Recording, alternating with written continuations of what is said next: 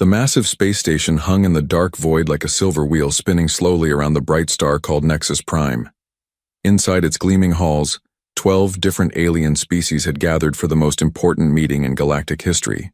The air recyclers worked overtime to keep the atmosphere breathable for everyone, mixing oxygen for the humans, methane for the gas breathers, and humid warmth for the reptilian Corvani.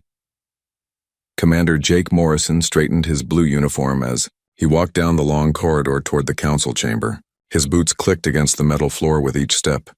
He had been humanity's voice to the galaxy for 3 years now, but today felt different. Today felt dangerous. The other ambassadors were already waiting when Jake entered the huge circular room. 12 seats formed a ring around a holographic display that showed star maps and trade routes. Jake took his place in the human chair, noting how the other 11 representatives avoided looking at him directly. Zexathera, the tall reptilian speaker from the Corvani Empire, stood up.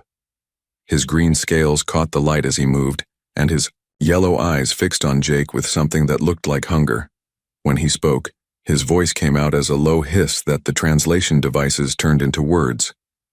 "We call this emergency session to address the human problem," Zexathera announced. His long tail swished behind him as he gestured toward the holographic display. "Observe the evidence we have collected." The star map changed, showing human colonies spreading across the galaxy like drops of red paint on white cloth. Jake counted, quickly. 17 new settlements in just 5 years. Each one showed green dots for population centers, blue lines for trade routes, and small red triangles that meant military presence. 50 years ago, we welcomed humans to our galactic community, continued Zexathara. We offered friendship, trade, and knowledge. How do they repay our generosity? With this aggressive expansion that threatens the peace we have maintained for centuries. A blue-skinned ambassador from the Atlari Federation nodded her forearms in agreement. Their growth rate exceeds all historical precedent. No species has ever colonized so quickly without conquest as the primary motive. Jake stood up slowly, keeping his hands visible and his voice calm. Honored representatives, humans expand because it is our nature to explore and grow. We have broken no laws. We have attacked no one. Every colony was established on uninhabited worlds or through legal purchase agreements. Legal, perhaps, hissed Zexathara, but the pattern remains troubling. Your military escorts every civilian transport. Your colonies all include defensive installations. Your traders carry weapons as standard equipment. The crystal-based delegate from Xerion Prime vibrated with what Jake's translator called concern. We have studied the historical records. Only one other species exhibited similar expansion patterns. The destroyers nearly ended all life in this galaxy before we finally stopped them. Jake felt cold sweat on his forehead, but he kept his expression neutral. We are not the destroyers. Humans have fought alongside council forces against pirates and raiders. We have shared our medical knowledge freely. Our colonies provide food and resources to neighboring systems. All true, admitted the floating gas creature from the Nebula Collective, yet the pattern suggests preparation for something larger. Why else maintain such military readiness during peacetime? Admiral Lisa Parker's voice crackled through Jake's earpiece from the human flagship orbiting nearby. Jake, they've made up their minds already. The vote count is fixed, get our people out of there, but Jake couldn't give up yet. He looked around the circle of alien faces, some covered in fur, others with multiple eyes, a few that glowed with their own light. These beings had been humanity's friends and trading partners. Surely they could see reason. What exactly are you proposing? Jake asked. Zexathara's tongue flicked out briefly before he answered. The Human Containment Protocol. All human vessels and personnel must return to your original solar system within 6 standard months. Any human found outside the designated boundaries after that time will be considered a hostile invader and dealt with accordingly. The room fell silent, except for the quiet hum of life support systems. Jake felt the weight of 3 billion human colonists on his shoulders. Men, women, and children who had built new lives on distant worlds, who had married aliens, who had kids playing in alien playgrounds under foreign suns. You're talking about exiling an entire species, Jake said quietly. Forcing families to abandon their homes, their businesses, their lives. Better exile than extinction, replied the Corvani speaker. We will not repeat the mistakes that nearly destroyed us before. One by one, the alien representatives activated their voting crystals. Red lights appeared above 11 chairs. Only the small furry delegate from the Keeper Collective abstained, chittering nervously about insufficient data. Jake watched the lights appear and felt something cold settle in his chest. Not fear exactly, but something harder. Something that his grandfather might have felt at Pearl Harbor or his great-grandmother might have known during the London Blitz. The vote is decided, announced Zex Thara. Humans have 6 months to comply. Transport will be provided for those who lack sufficient vessels. Failure to comply will result in military enforcement. Jake stood up very slowly and looked around the circle one more time. When he spoke, his voice was quiet, but every translator in the room picked up his words clearly. You think you know us, he said. You think because we smile and trade and follow your laws that you understand what humans are capable of. You're making the biggest mistake in galactic history. Is that a threat? Hissed Zex Thara, his scales darkening. No, Jake replied, walking toward the exit. It's a warning. You think you're containing us, but you're just teaching us that playing by your rules was our mistake. When you realize what you've done, it will already be too late. The heavy doors closed behind him with a soft whisper of air seals engaging. Jake Morrison walked back down the long corridor, his footsteps echoing in the silence. In his earpiece, Admiral Parker was already coordinating with colony commanders across the galaxy. The evacuation would begin immediately, but Jake knew something. The Council didn't. Admiral Parker had been planning for this possibility since humanity first left Earth. The question wasn't whether humans would comply with the exile order. The question was whether the Council would survive what came next. 6 months later, the evacuation was almost complete. Admiral Lisa Parker stood on the bridge of her flagship watching the last civilian transport ships leave the mining colony on Kepler 442b. Through the wide viewport, she could see the massive cargo vessels loading families, furniture, and personal belongings that represented 30 years of human settlement. Final count shows 2.8 million colonists evacuated from 47 worlds, reported Captain Ryan Mitchell from his transport ship. His voice sounded tired over the communication channel. The last group should reach the Sol system within 2 weeks. Lisa nodded but kept watching the planet below. Something about this evacuation felt wrong. Not wrong like a military disaster, but wrong like a magic trick, where you knew the magician was hiding something important. On the surface of Kepler 442b, Dr. Amy Foster supervised the final cleanup operations. She wore a standard environmental suit and carried the usual scientific equipment, but the 12 people working with her were not ordinary researchers. Each one had volunteered for what Admiral Parker called the long assignment. Council Monitoring Station reports normal evacuation procedures. Amy spoke into her helmet communicator. Estimated timeline for environmental restoration is 18 months. We request permission to maintain skeleton crew for ecological cleanup. The response came from a bored-sounding Corvani official. Permission granted. Standard protocols apply. Your team may remain until restoration is complete.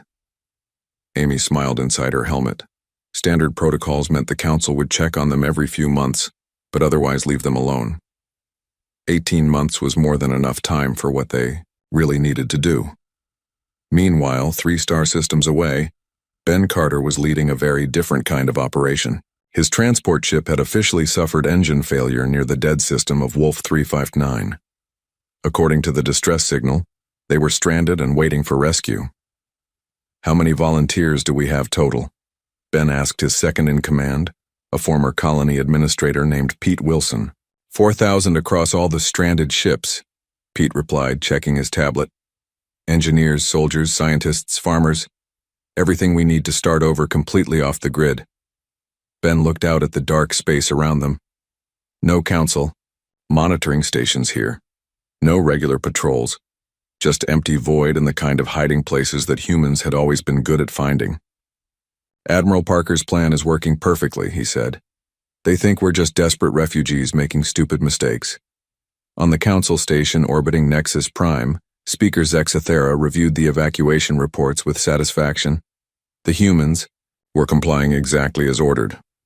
No resistance, no desperate last stands, no terrorist attacks. Just quiet, organized withdrawal. Perhaps we misjudged their warrior nature, he told his aide, a younger Corvani named Veltar. They submit to authority more easily than our intelligence suggested. Veltar flicked his tongue nervously. The speed of their compliance concerns me, Speaker. Our own people would have fought such an order for years. Different species, different responses, Zexathera replied. Humans may be aggressive in expansion, but they are apparently practical when faced with superior force. What Zexathera didn't know was that Colonel Maria Santos was coordinating the most complex logistics operation in human history. From her command center, hidden in the asteroid belt of the Sol system, she tracked every ship, every person, and every piece of equipment involved in the evacuation. Transport Group 7 is ahead of schedule, she reported to Admiral Parker. The mining equipment from Tau Ceti is being delivered to the official salvage yards as planned. Good, Admiral Parker replied. And the other deliveries? Proceeding. Normally. Council inspectors see standard civilian evacuation. They don't look too closely at cargo manifests for mining gear and farming equipment. The truth was that much of the mining equipment being evacuated included military-grade manufacturing systems, advanced computer cores, and enough raw materials to build a small fleet. The council inspectors saw what they expected to see. Defeated, humans taking their belongings home. Dr. Amy Foster completed her first week on Kepler 442b by sending a routine report to the Council Oversight Committee. Environmental cleanup proceeding normally. Soil contamination levels dropping as expected. Local ecosystem showing signs of recovery. What she didn't report was the network of underground facilities her team had discovered in the abandoned mining tunnels. With a little modification, these tunnels could house a permanent settlement completely, invisible from orbit. The mining equipment left behind by the colonists was perfect for expanding the underground complex. We'll need at least 50 more specialists, Amy told Admiral Parker during their encrypted weekly briefing. Hydroponics experts, communication technicians, maybe a few people who understand Corvani technology. Already arranged, Admiral Parker replied. They'll arrive as part of the relief crew rotation next month. Captain Ryan Mitchell was having similar conversations on 12 other worlds. Officially, small teams of humans remained behind to clean up environmental damage, maintain abandoned equipment, and ensure proper transition to new owners. Unofficially, these teams were establishing hidden bases, gathering intelligence, and preparing for a very different kind of future. The most important conversation was happening in the deepest parts of the Sol system's asteroid belt. Tony Ricci, officially a civilian cargo hauler, was meeting with representatives from 6 different human colonies that had supposedly been evacuated. The council thinks we're all back home licking our wounds, Tony said to the assembled group. They have no idea that half the evacuated colonists never made it back to Earth. How many people are we talking about total? Asked Captain Nicole Brooks, whose smuggling experience was suddenly very valuable. Current count is over 200,000, Tony replied. Scientists, engineers, soldiers, farmers, doctors, plus all the equipment and supplies we lost during the evacuation. Nicole whistled softly.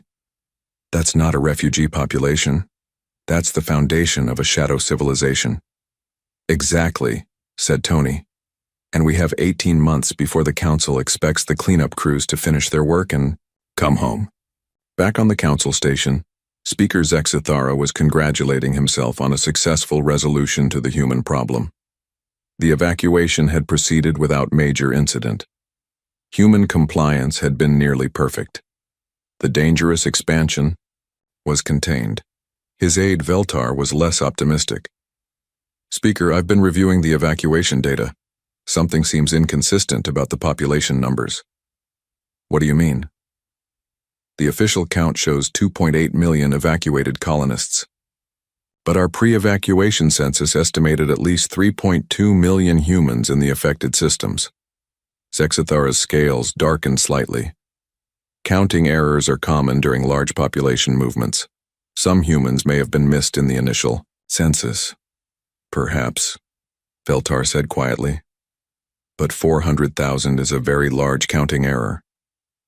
Neither of them realized that those 400,000 missing humans were exactly where Admiral Parker wanted them to be, scattered across the galaxy in hidden bases, abandoned systems and secret facilities that didn't exist on any council charts. The evacuation was complete. The council's containment protocol was a success. Humanity had been banished from the galaxy and returned to their home system, except that wasn't what had actually happened at all. 5 years had passed since the human evacuation. The galaxy had settled into a comfortable routine without the troublesome humans spreading across every system. Trade routes had been reorganized, former human colonies redistributed among council species, and the great threat had been contained to a single star system. Speaker Zexathara reviewed the monthly reports with satisfaction. Crime rates were down. Border disputes had decreased. The aggressive expansion that had worried the council so much was now just a memory stored in historical databases. The human containment remained successful, he told the assembled council during their regular session. Our monitoring stations report no unauthorized human vessels beyond the Sol system boundary. The threat has been neutralized. But across the galaxy, strange things were starting to happen. Captain Vextor of the Corvani merchant vessel Golden Scale was having the worst month of his career. For the third time, his cargo ship had been attacked by unknown raiders near the Yao Vega system. The attackers never demanded ransom or stole valuable goods. Instead, they seemed interested only in his navigation computers and communication equipment. They took the quantum communicator again, Vextor reported to his insurance company, left everything else untouched, even ignored a shipment of rare crystals worth 500,000 credits. The insurance investigator, a blue-skinned Atlari named Kovis, had been tracking similar incidents across 6 different systems. Same pattern, every time. Unknown vessels, no identification signals, surgical strikes on communication and navigation systems. They're not pirates in any traditional sense. What neither of them knew was that Captain Nicole Brooks was leading these operations from a modified asteroid base in the Vega system's outer belt. Her team of former smugglers and military specialists had been gathering intelligence on council shipping for 3 years. Communications intercept successful, reported her technical specialist, a former Earth Navy engineer named Rick Davis. We now have the encryption codes for the entire Corvani merchant fleet. Nicole nodded, studying the holographic display, showing trade routes throughout the sector. Good work. What about the navigation data? Even better. We can now track Council military patrols in real time. They have no idea we're watching every move they make. Meanwhile, on the former human colony of New Eden, now administered by the crystal beings from Zerion Prime, Chief Administrator Zelok was dealing with a series of minor but annoying problems. The atmospheric processors kept developing small glitches. The power grid suffered random fluctuations. The waste recycling systems occasionally produced strange chemical byproducts. Nothing dangerous, reported the maintenance supervisor, a nervous creature that resembled a walking tree. Just inefficiencies that reduce our productivity by approximately 12%. Dr. Alex Chen, one of the few humans granted special permission to work as a technical consultant, examined the latest malfunction reports with apparent concern. These systems were designed by humans originally. Perhaps some compatibility issues have developed over time. What Dr. Chen didn't mention was that his monthly maintenance visits involved making subtle adjustments to critical systems. Nothing that would cause immediate harm, but small changes that would accumulate over time. He was one of 47 humans working legally throughout council space, each one gathering information and making minor alterations to infrastructure. The most concerning reports were coming from the Outer Rim territories, where several council species were experiencing supply shortages of rare elements needed for their technology. The Nebula Collective's floating cities required a specific isotope of helium-3 for their life support systems. The Atlari Federation needed rare earth metals for their quantum computers. These materials were still available technically, but The mining operations that produced them were experiencing unexpected difficulties, equipment failures, geological surveys that showed lower yields than expected, and transportation problems that delayed shipments for months. Tony Ricci, now operating legally as an independent trader with proper council permits, was making a fortune selling these scarce materials at premium prices. His customers never questioned where he obtained supplies that other traders couldn't find. "It's all about knowing the right sources," he explained to a frustrated Corvani purchasing agent. "Some of the old human mining claims are still producing if you know how to access them." The truth was that Commander Steve Walsh had been expanding his hidden base in the abandoned Kepler system for 5 years. What started as a single underground facility now included mining operations, manufacturing plants, and a small fleet of undetectable ships. His people produced the rare materials that Tony Ricci sold, creating artificial scarcity in the legitimate market. "Production is up 18% this quarter," Steve reported during his encrypted communication with Admiral Parker. "We're now supplying materials to 12 different council worlds, and they have no idea where it's really coming from."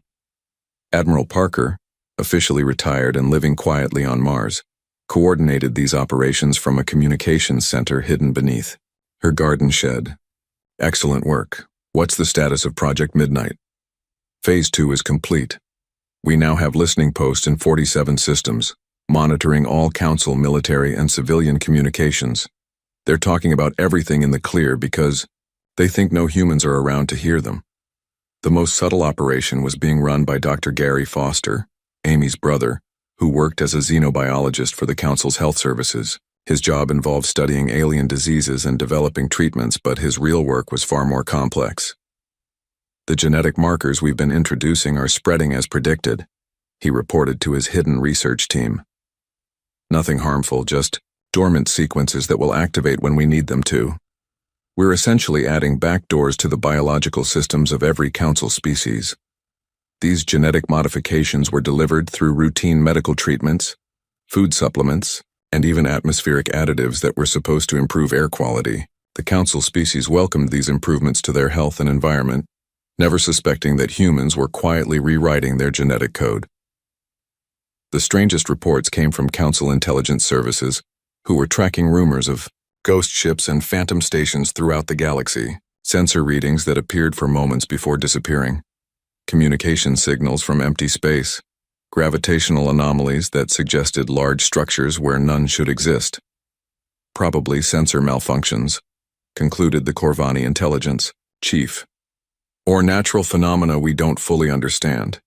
The important thing is that no human vessels have been detected beyond the containment boundary." But Speaker Zexithera was beginning to have doubts. The accumulation of small problems, minor inefficiencies, and strange incidents was starting to form a pattern that made him uncomfortable. "Veltar," he called to his aide during a private moment. "I want you to conduct a quiet investigation.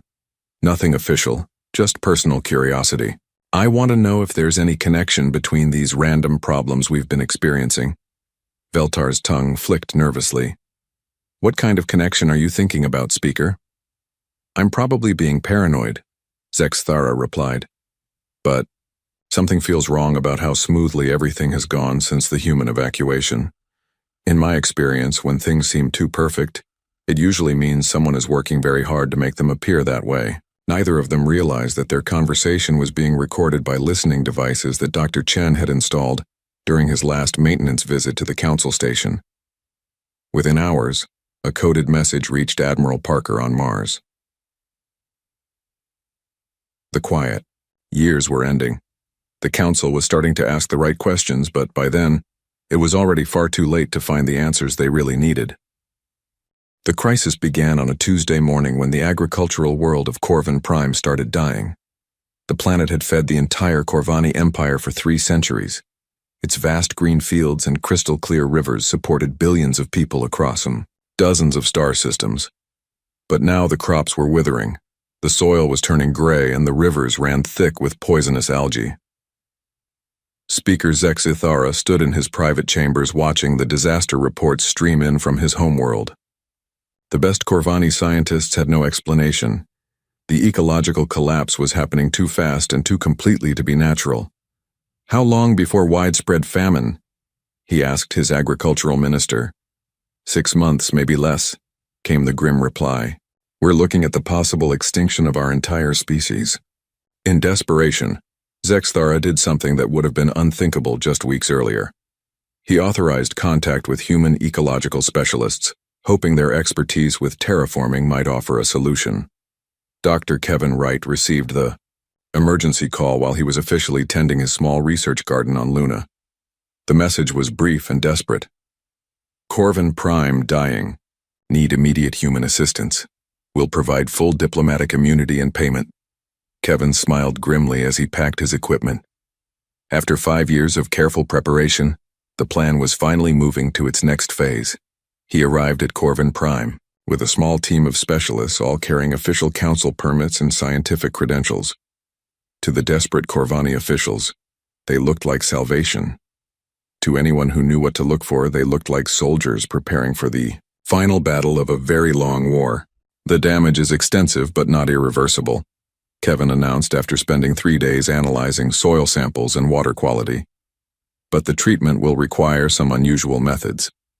Working 18-hour days, Kevin's team began introducing what they called corrective biological agents into the planet's ecosystem. Within weeks, the dying crops began to recover. The poisoned rivers started running clear. The gray soil turned rich and dark again. The recovery was so remarkable that Corvani scientists demanded to study the treatment methods. That was when they discovered the first terrifying clue. These biological agents contain genetic markers. That shouldn't exist, reported Dr. Velkes, the Empire's chief biologist. The molecular structure suggests artificial creation using techniques that only humans possess. But the truly shocking discovery came when they analyzed soil samples from before the crisis began. Hidden in the data were microscopic traces of the same artificial genetic markers, dormant sequences that had been introduced gradually over several years. Someone caused this crisis deliberately, Velkes told Speaker Zexthara during an emergency briefing. The ecological collapse wasn't natural. It was triggered by genetic time bombs that were planted in our ecosystem years ago. Zexthara felt his scales turning cold. Are you saying humans sabotaged our world? Worse than that. I'm saying they've been preparing to sabotage it for years, then positioned themselves to be the only ones who could fix it. The investigation that followed uncovered a web of deception that stretched across the entire galaxy. The rare material shortages, the communication disruptions, the infrastructure failures, everything had been orchestrated by humans who were supposed to be contained in their home system. General Patricia Hayes appeared via quantum communication during the emergency council session that followed. Her image materialized in the center of the chamber, calm and confident despite addressing the leaders of 12 species who considered her people to be exiled criminals. Honorable council members, she began with mock formality. I believe you've been experiencing some technical difficulties lately. Speaker Zexthara's voice was a barely controlled hiss. You deliberately poisoned an entire world. Billions of lives were at risk. No one was ever in real danger, Patricia replied coolly. The ecological crisis was carefully controlled. We could have reversed it at any time. In fact, we did reverse it as soon as you asked nicely. This is an act of war, snarled the Atlari representative. Patricia's smile was sharp as a blade. No, this is a demonstration. For 7 years, you've congratulated yourselves on containing the human threat. You've redistributed our colonies, reorganized our trade routes, and convinced yourselves that you solved the problem by sending us home. Ambassador Julie Thompson materialized beside Patricia's image. She had been humanity's official diplomatic representative to the council before the ban, but she looked different now. Harder, more dangerous. Did you really think we'd just go home and forget? Julie asked. Did you imagine we'd spend 7 years sulking in our solar system, waiting for you to change your minds? The holographic display in the center of the chamber activated, showing a 3-dimensional map of the galaxy. Red dots began appearing on star systems throughout council space. Hundreds of them, then thousands. Every red dot represents a human, Presence in your territory, Patricia explained. Research stations, supply depots, communication relays, manufacturing facilities. We've been here all along, watching, learning, preparing. Julie gestured to another section of the display. The genetic modifications we've introduced to your species over the past 5 years are completely harmless. Think of them as identification tags. We can now track the location and health status of every individual in every council species. The infrastructure modifications are more interesting, Patricia continued. We've installed backdoors in your communication systems, override codes in your transportation networks, and kill switches in your manufacturing plants. We can shut down your entire civilization with a single command. Speaker Zexathara struggled to maintain his composure. What do you want? Full council membership, Julie replied immediately. Not as junior partners or probationary members. Full voting rights, territorial recognition, and retroactive legitimization of all human colonies established before the ban. And if we refuse? Patricia's expression didn't change, but somehow she seemed more dangerous. Then you'll discover what 7 years of preparation looks like when humans stop playing by your rules. Marcus Webb, identified only as a human intelligence coordinator, appeared as a third hologram. Speaker Zexthara, would you like to know how we've been monitoring your private conversations for the past 3 years? Or should we discuss the 17 council military installations that now have human personnel in key positions? The chamber fell silent except for the quiet hum of life support systems. Each council representative was thinking the same thing. How could they have been so completely outmaneuvered? You've violated every law of civilized space, the Xerion Prime delegate finally managed. No, Julie corrected. We've operated within legal gray areas using techniques you didn't know existed. Everything we've done has been technically legal under council regulations. We're very good at reading the fine print. Patricia leaned forward, slightly. Here's what's going to happen. You're going to vote to lift the ban immediately. You're going to offer humanity a permanent seat on the ruling council. And you're going to do it unanimously because the alternative is discovering just how fragile your civilization really is. And if we agree to your demands, asked Speaker Zexathara, then we become partners instead of enemies, Julie replied. The infrastructure we've built, the intelligence networks we've established, the capabilities we've developed, all of that gets used to benefit everyone instead of threatening you. The genetic modifications become medical enhancements instead of tracking devices, Patricia added. The backdoors in your systems become security features instead of vulnerabilities. The choice is yours. Speaker Zexathara looked around the chamber at his fellow council members. Fear, anger, and resignation were written on every face. They had thought they were containing a threat. Instead, they had created something far more dangerous than an enemy. They had created humans with nothing left to lose. We need time to consider, Zexathara said finally. You have 1 hour, Patricia replied. After that, we start demonstrating some of our other capabilities. The 3 human holograms disappeared, leaving the council alone with the terrible knowledge that they were no longer in control of their own galaxy. The council had 30 minutes left to decide humanity's fate when the lights went out. Not just in the council chamber, but across the entire station. Emergency power kicked in after a few seconds, but the message was clear. Humans could turn off their lights whenever they wanted to. Speaker Zexthara tried to contact his military forces, but the communication systems were experiencing strange delays. Every message took exactly 7 minutes longer than usual to send or receive.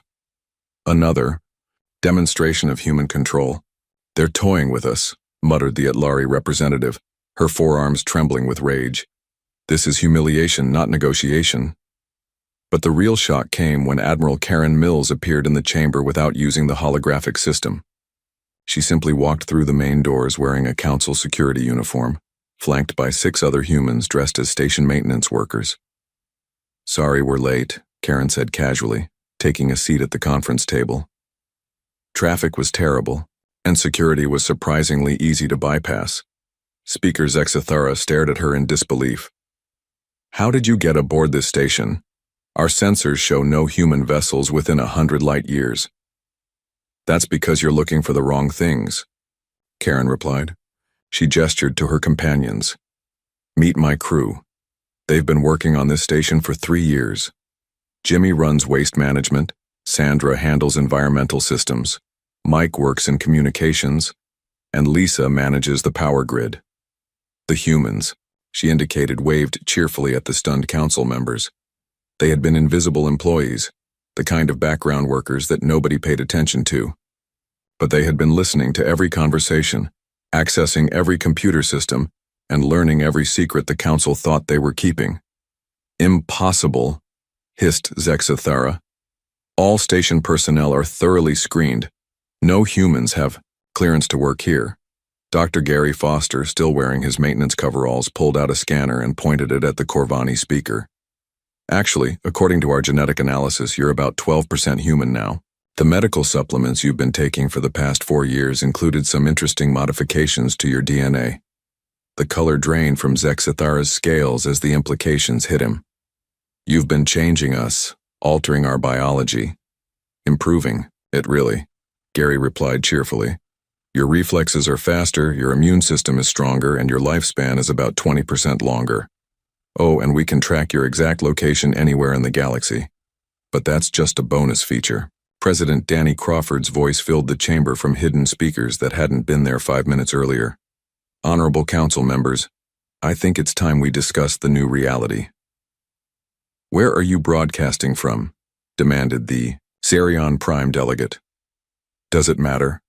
Danny replied. The point is that we're everywhere you are and you're nowhere we don't want you to be. Admiral Karen Mills activated a portable holographic projector that showed the galaxy from a perspective the council had never seen before. Instead of their neat territorial boundaries and official star charts, the display showed the real map of human influence. Thousands of red dots marked human facilities scattered throughout every council territory. Blue lines connected them in a vast communication network that bypassed every official channel. Green zones showed areas where humans had effective control over infrastructure, resources, or population centers. We've been building a shadow civilization for 7 years, Karen explained. Not to replace yours, but to make yours dependent on ours. Every ship you fly uses components we manufacture in hidden facilities. Every meal you eat includes crops grown on farms we operate. Every breath you take is filtered through atmospheric systems we maintain. Marcus Webb materialized as a hologram beside the real Admiral Mills. The genetic modifications aren't weapons. They're integration protocols. We've been making your species compatible with ours at the biological level. In another generation, the distinction between human and non-human DNA will be meaningless. You're talking about the extinction of our species, whispered the Nebula Collective representative. No, President Danny's voice replied gently. We're talking about evolution, about all of us becoming something better than what we were separately. Dr. C. Gary Foster pointed his scanner at each council member in turn. Every species represented here now carries human genetic markers. Your children will be faster, stronger, smarter, and longer lived than you are. Their children will be even better. We're not destroying your species, we're upgrading them. Speaker Zexathara felt something he had never experienced before. Complete and total defeat. Not the defeat of losing a battle, but the defeat of discovering that the war had been over for years and nobody had told him. What do you really want from us? He asked quietly. President Danny's response was immediate. Partnership. Not conquest, not domination, not revenge.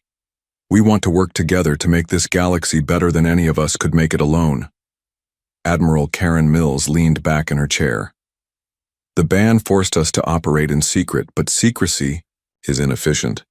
We'd rather work in the open where everyone can benefit from our capabilities. And if we refuse? Asked the Atleri representative. Then nothing changes, Marcus Webb replied. We continue operating in shadow, making decisions about your lives without your input. You pretend to be in charge while we actually run things behind the scenes. It works for us, but it's not very dignifying for you. The chamber fell silent as the council members absorbed the truth. They weren't negotiating the terms of humanity's return to galactic society. They were negotiating the terms of their own surrender to a species that had outplayed them completely. "Time's up," announced President Danny. "We need your decision." Speaker Zexathara looked around the chamber one final time. His fellow council members sat in stunned silence, each one realizing that they had lost control of their own civilization years ago without even knowing it. "The vote is unanimous," he said finally. "We lift the ban on human activity and offer full council membership, with permanent seats on the ruling committee." "Excellent," President Danny replied. "Admiral Mills will coordinate the transition. Dr. Foster will continue his biological integration programs, and Marcus Webb will begin the process of making our intelligence networks officially part of Council security services." As the human team took their places at the council table, Zexathara realized the final irony of their situation. 7 years ago, the council had voted to ban humans because they feared humanity would conquer the galaxy. Instead, the ban had taught humans to conquer the galaxy so quietly and completely that their victims never even noticed it happening. By the time the council realized what was occurring, humanity wasn't just in the galaxy anymore. Humanity was the galaxy. The council members filed out of the chamber, each one understanding that they were no longer the rulers of galactic civilization. They were junior partners in humanity's empire, and the transition had been so smooth that most of their citizens would never know when it happened. 20 years later, historians would mark this day as the moment when humanity officially joined the Galactic Council. But the people who were there knew the truth. This was the day when the Galactic Council officially joined humanity, and as Speaker Zexathara walked to his quarters that night, he couldn't help but admire the perfect elegance of humanity's victory. They had been banned from the galaxy, so they had simply made the galaxy become them instead. It was, he had to admit, brilliant.